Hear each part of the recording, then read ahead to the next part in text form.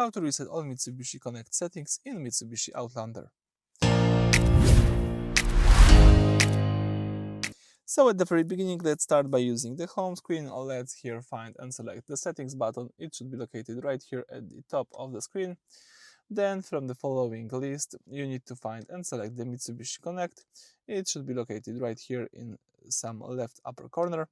Then let me choose reset all Mitsubishi Connect settings. So if you would like to reset the Mitsubishi Connect settings, if you would like to unpair phone app from the Mitsubishi Outlander and reset all data, let's tap yes. Let me wait a few seconds. And that's it. All Mitsubishi Connect settings were reset to default. So that's it. Thank you for watching. Please subscribe to our channel and leave thumbs up.